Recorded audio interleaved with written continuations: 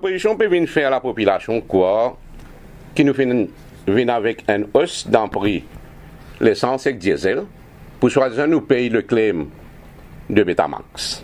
C'est totalement faux, mais il bon me dire que nous allons de l'avant avec un affidavit pour set aside the award. Très bientôt, nous pouvons filer nos affidavits. Là, nous avons guetté. Deuxième, je trouve dans certains membres de l'opposition, je peux venir dire qu'ils fait ça parce qu'ils financent le projet de Métro Express. Ça, c'est une affaire out of question. Dimanche dernier, je lis un journal qui a dit que dans le communiqué de STC, il me fait mention là-dedans qui, suite à une mauvaise calculation, qui s'est fait en février 2017, alors il besoin venir avec une augmentation. Mais il est totalement faux. Prends depuis sa première baisse qui nous tient mené là, c'est-à-dire le 13 novembre 2015, qui met une tendance le marché mondial qui était, c'est-à-dire pour l'essence et pour le diesel. Donc tendance là, comparativement au prix de référence, ici toujours à la baisse. Et sa baisse là permet bien sûr le PSA continuer, garder une stabilité. Donc l'IP continue à replenish petit à petit. En février 2016, nous sommes capables d'amener une deuxième baisse consécutive. Après un an, si nous regardons ça graphe là, le prix de référence, la ligne rouge, et le prix sur le marché mondial pour l'essence là-haut, pour le diesel en bas, il dépasse le prix de référence. Alors quand il dépasse le prix de référence, qui met pour maintenir le prix là?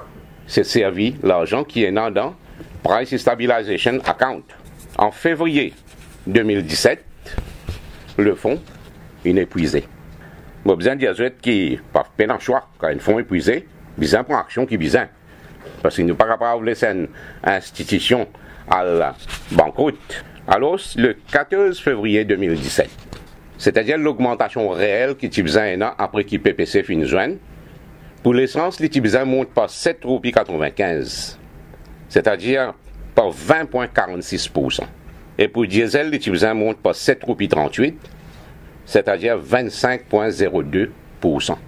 Mais grâce à la régulation, l'augmentation là, fin limitée à 10%. Qui veut dire, la payette, surtout dans un consignment qui peut venir, qui est STC importé, continue à augmenter.